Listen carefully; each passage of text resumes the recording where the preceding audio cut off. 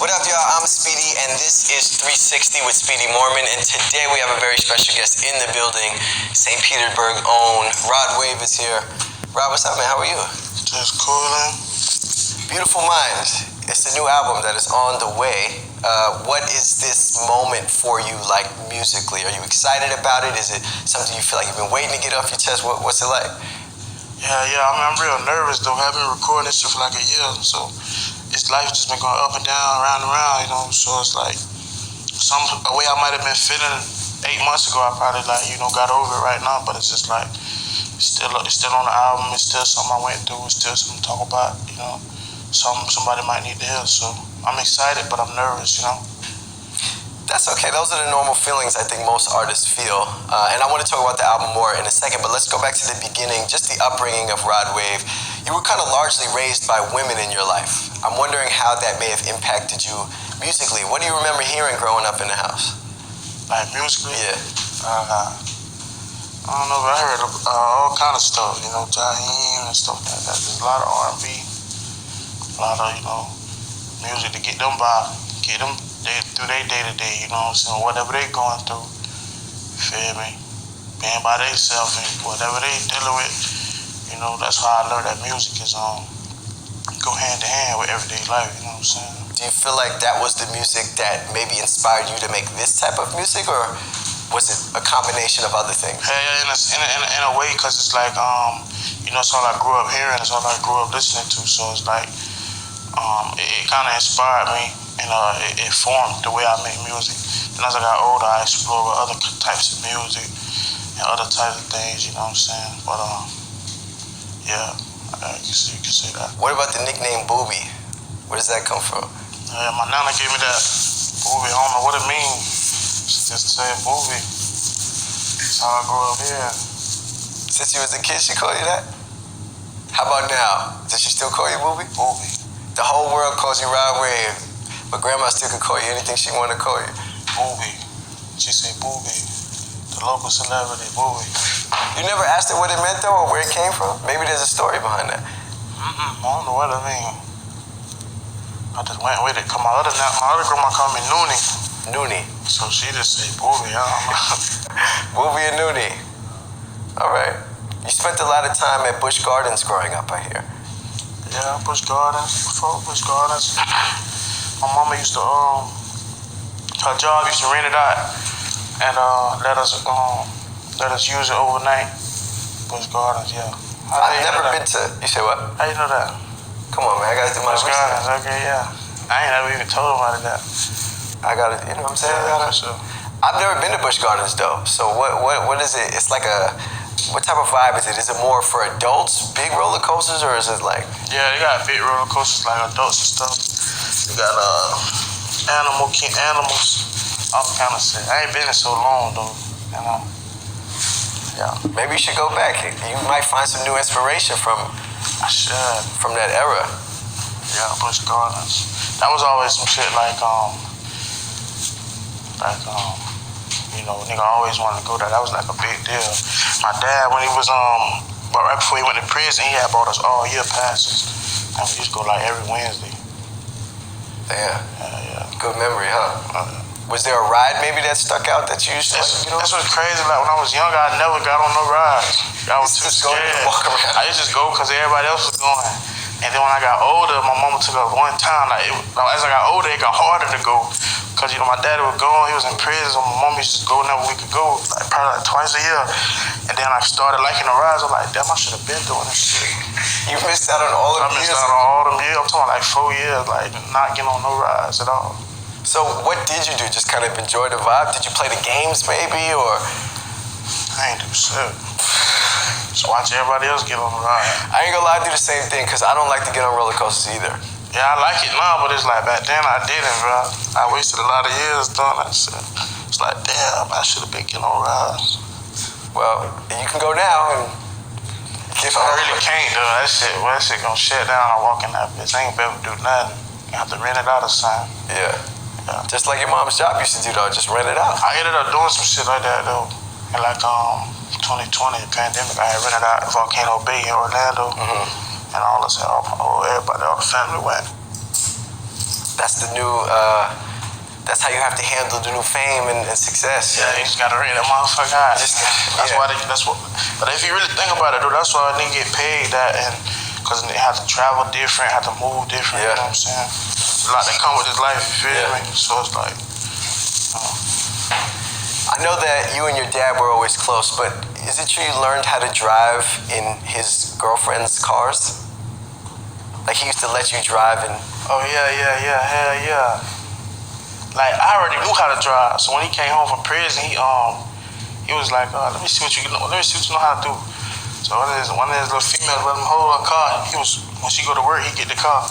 And one day he just put me on the back street, let me see what you do. I got in that bitch. He's like, damn, but you know how to drive. Yeah. He was whipping that? I was already driving. He was in prison. He was already in cars. So niggas already knew how to drive. You feel me? And I learned how to drive. I was in 5th grade. Just taught me how to drive. Did she have a nice car though, that girlfriend that? Yeah, she had a nice ass, what the fuck that was, man? It was a Volkswagen, clean. I think that was 2014, she had like a 2013 brand new Volkswagen. Brand new car, and your dad was like, fuck it, get behind the wheel. Fuck it, let me see what you know how to do. That's like, dude, you don't give a fuck. That's funny. He trusted you, man, that's what it was. That's my, pop. I love that nigga. As a kid, I've heard you say that you had a goal to move 100 bricks and move to Vegas. Yeah. Was that really the goal? I mean, coming like, as a young kid, you know, all the rappers and all the ball players and all that shit was on TV, so it was like, I couldn't really relate to, I could relate to them, it was always a dream, but I always doubted myself, like, for being a rapper because I just didn't know nobody personally who did it. Everybody I knew was on 106 Park on YouTube. So it's like all the people that I did know with success stories, like they was in the street, like you know what I'm saying? So that was always just my goal, like sell dope till you die. Yeah. Well, thankfully that isn't how this story goes. It feels like music was almost destiny for you because in your own words, you didn't ever succeed at anything else. Yeah, nah. I mean,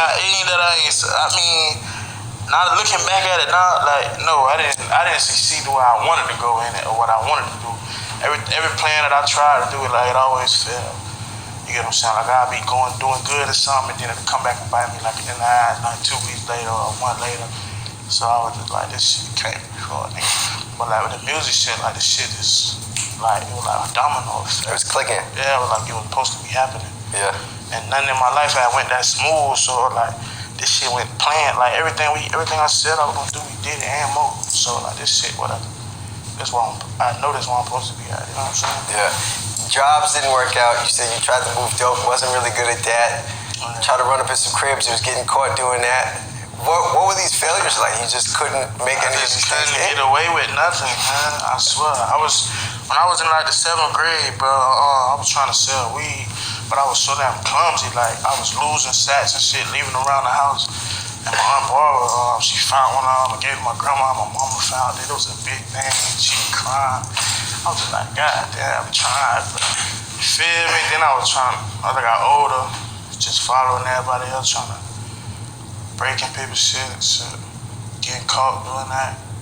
Couldn't do shit. Got out of school, tried to get a job, that shit ain't for a nigga at all. Where'd you try to work at? Did you ever wind up getting a job? I had a couple jobs, man. When I was in high school, I worked at Pizza Place. They fired me like the fourth day. Then I was working downtown at some. Hold on, why'd you get fired from the pizza? I don't even know. They ain't even telling me about it.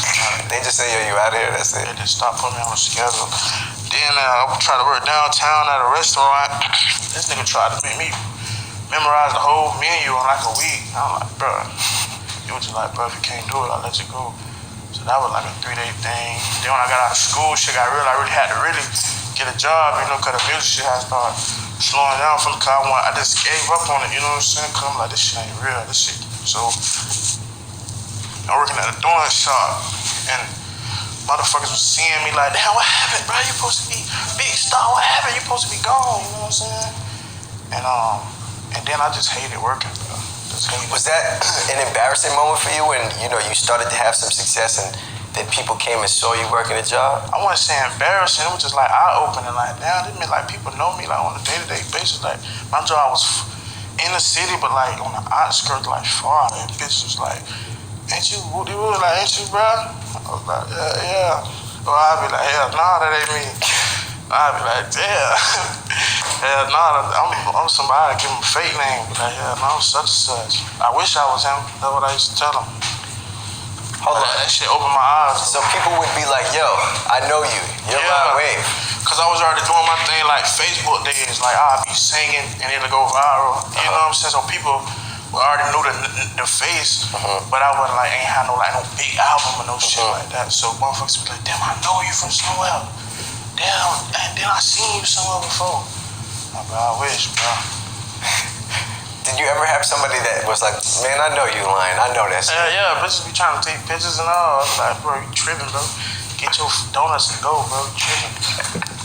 My Uncle Derek, like, I used to have shows and all. Like, after my show, I would come get me from work. I'd be closing, dumping the trash can, taking off my clothes, putting on my fit for my show. I would go do the show, and he'd just be like, man, I don't know what you finna do, but you can't be doing that, man. I ain't no good luck. Damn. Like, we gotta get up out of it. Shit, what else I'm gonna do? So I just stopped going to that shit. Man, so from going straight from the donut shop shift straight to shows, do you remember how that chapter ended for you? When was like the last straw at the donut? I'll never forget, man, my homeboy Chris Jelks, he was going to work, and I was like, man, fuck that job, man. We can take over the city, man. We can get this, we can sell this, and we can do that, man. Fuck that job. He was like, hey, don't you gotta go to work today?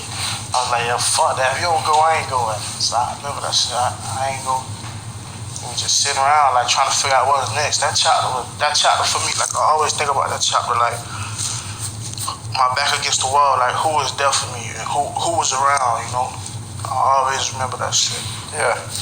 Now, I don't ever condone people robbing other people's houses, except for your instance, because you had a friend named Kareem who robbed a computer, or robbed a house, came up on a computer, and that was the computer that you used to record your first few songs. Okay, so I was recording music, but I was just like on some like playful shit. But my dog hit for a computer, and he gave it to his cousin, cause he ain't want shit to do it. His cousin like making beats on that motherfucker, like using the shit out of that bitch. Like, feel me? They had hit the house together and hit for the computer. So he used to make all the beats, but he was engineering too, so he used to record me, make the beats. So that shit kind of got me back in the kind of got me back in the swing of making music, cause all throughout my life, like I'll start, then I'll stop, and like that shit ain't real, bro. Then I pick back up on it and just be like, yeah. But I wouldn't be like serious about it until we got that computer, and then my daddy bought us a mic. You feel me? He bought me a mic. Like, nigga, you serious? But he bought me a mic, and I just be recording bullshit. But I got more serious about it with that computer, though.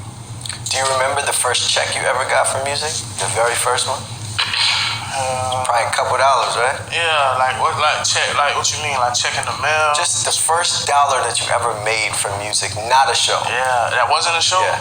Or tell me both. Tell me a show, and then. Yeah, I was like, I had just turned 18, bro. I was still in high school. I had school in the morning. I was doing shows. My dad took me to a show. Nigga paid me $250 to perform. $250. You have to clarify that when you say 250. Yeah, cause now they getting 250,000. Yeah, right. 300,000 and shit like that. But they gave me $250 like up front, and then $250 on the back. And then I come in there every weekend. I went in there for every weekend for like 2 to 3 months, and they like we singing like I'm rocking that bitch too. I swear. Yeah, then my dad must have went in the back and seen how much the nigga was making. I was like, man, fuck that, we ain't doing this shit no more. Like, fuck that nigga, man. We gonna take this shit, we finna be big with this shit, man. Man. Gave me $250. Then I remember getting like 2 encore checks in the mail, like when I had got out of school, that shit was really helping me like pay bills and shit. Cause you know, I had moved out like as soon as it was time to go, I left. Like 18. As soon as I graduated, I was gone. So like, yeah, that shit helped me pay bills, like $800 rent, $200 light bill, shit like that, groceries. You know, I was getting like $400-$500 checks out of the mail. So like, it's like once I get that, now I got like 500 more to go. I'm gonna be straight this month. Yeah. So I got all month to make the rest of it, you know. Yeah, that TuneCore shit. Man. I was screaming my own shit.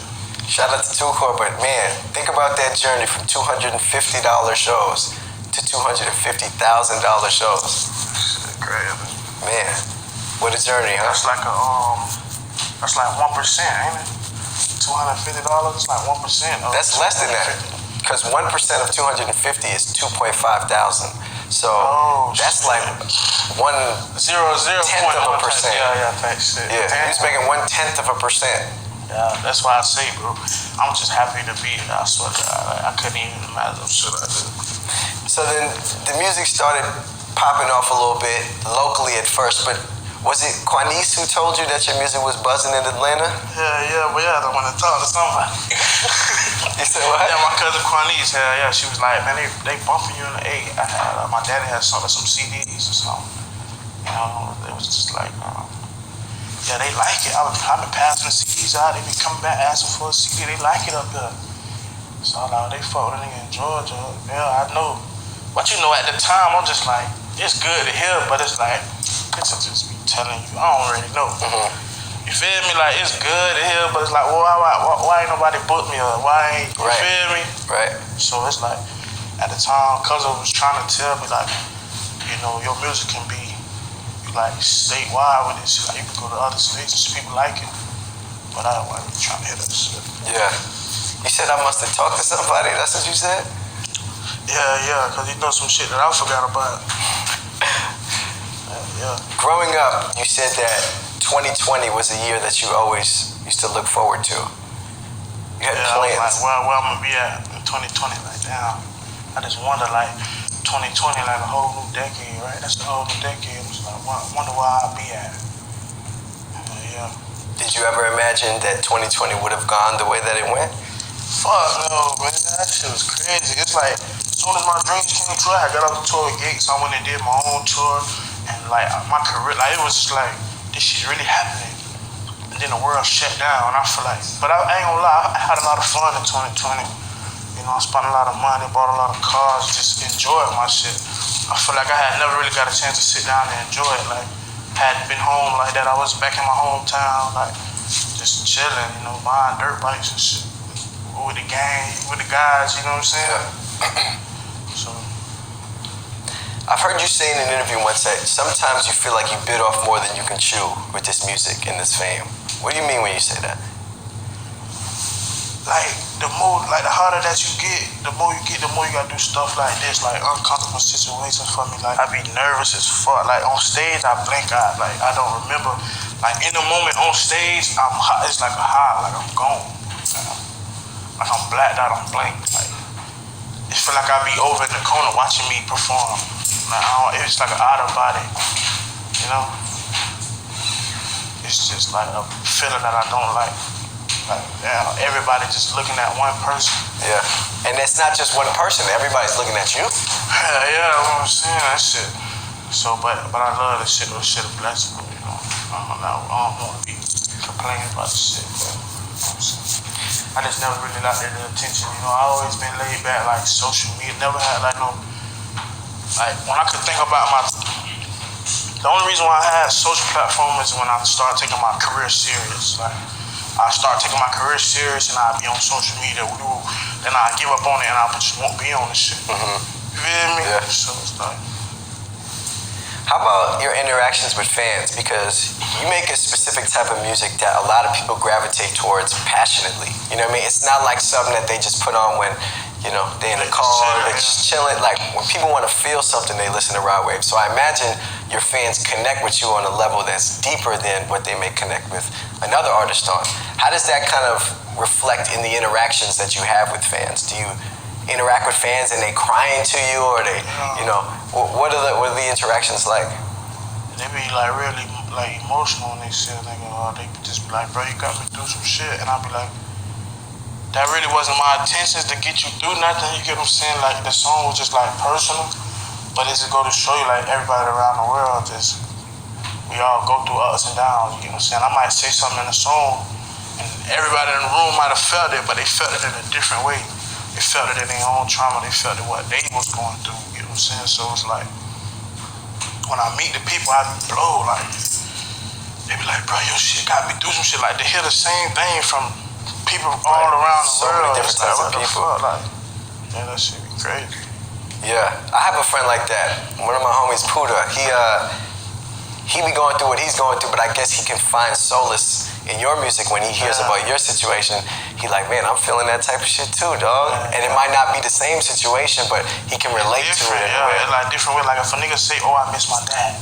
Your dad might have died. My dad might be in jail. Right. You might have knew your dad was young, but he left. You get what I'm saying? So it's like 3-4 different ways you can interpret and look at it, and people just feel it. And, it's just, like I said, it should be personal. It be for me. You know, like I'll put on what I got going on. And it's like once I made the music, it's like it's the feeling gone. Like I use the music to get shit off my chest, and then they just take it and do it. But when they drop it and people feel it, you know, that shit just this shit a roller coaster though, man. Motherfucker always feel that. Like you might be straight right now, but I ain't gonna lie, like this life a bitch, bro. And then you die. You get what I'm saying? So. You might be happy today, you might be going through the day, but shit come up and down. Man, your car might break down next week. You feel me? You might lose your job next month. But you straight right now. You're in the club and you drunk, you happy, you living, you vibing. But you know that shit just you know what really be going on or just how fucked up life is. Like everybody can talk about how fucked up life is. Yeah. Everybody, but we ignore that kind of shit. You know, we try to forget about that kind of shit. You know what I'm saying? Yeah, we definitely do. But everybody done been through, so everybody got a story. That's why the shit's so big, bro. Like the shit bigger than I ever thought it would be. But once I really wrap my head around it, like everybody you see got a story. You just get on the interstate and look at all the cars and all the people. Everybody got a story. Everybody done been through some shit, or they gonna go through some shit. And that's just life, bro, you know? That's why it's brilliant to make the type of music that you make, because somebody will always be able to relate to it. And even if I done had people tell me, bro, like when you first came out, bro, I wasn't really fucking with it, but bro, I came, dog, you hard as fuck. Cause it's like you wasn't feeling it, you wasn't going through nothing right. You were in one of them chapters where shit wasn't going bad. Now you know what I'm talking about. Right. See, you feel me? And that's why every album bigger, every song bigger, every year we on a different level, because you know people is slowly catching on. You know what I'm saying? You're a father to 2 young, beautiful women, right? 2 young girls. What is that like, man, fatherhood? Has it changed you at all, or? I find myself like looking at a lot of situations different, like, you know, like I don't drive fast no more. Like small shit, I just be like, I gotta like, damn, like these. I was a kid, and now I got kids. You know what I'm saying? That shit just make you look at life like the whole cycle. You just sit back and look at the whole cycle of life. Like my mom and them was kids. Yeah. You know, and they had kids, and it's like, damn. And it kind of made me like I used to like, you know, be in my feelings about a lot of shit from when I was a kid. And I just, once I got older, and like my dad always told me, he said, but when you have kids, you don't understand. My parents used to say that all the time too. You got kids? Nah. Yeah, that shit real. Like, cause they was kids, they was teenagers, and they was in love, and they was going through shit and arguing, and we was just they jits, you know what I'm saying? But now it's like we adults with our own life and our own kids, and it's like, now I look at my kids like, damn, I hope they be able to understand me and all the shit that I did, and the shit that I'm trying to teach them and shit, you know? Were your parents right when they said you'll understand when you have kids? Do you understand now? Yeah. I'm understanding even more shit that than they probably thought it was, cause I understand a lot of shit. Some shit still. Some shit though, no. Yeah, but I get it though. I get their part of it, you know? Yeah, I understand it. Like, you know what I'm saying? Like when I was a kid, I used to always want them to be together so bad. Like, why y'all just can't be together? You know what I'm saying? Then it's just like, now that I'm older, I get it, bro. You know, sometimes that's just how I go. Some shit just ain't meant to be.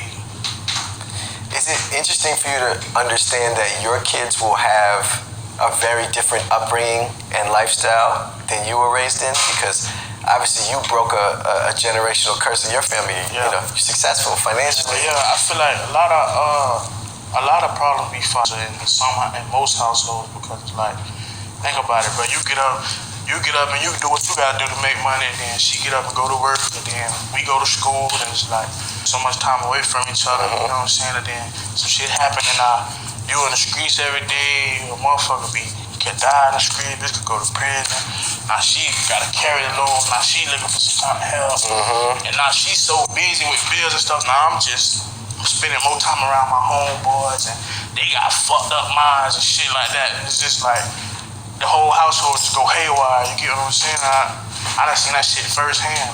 And the root of all of that was money. Like we had paper, we could do shit. Like you know what I'm saying? I don't have to be like I'm grinding, but it's periods in my career where at 3-4 months at a time where I don't have to do nothing. I'm just chilling. So I'm home with the kids, you know, and I'm sitting down, I'm chilling, I'm spending time.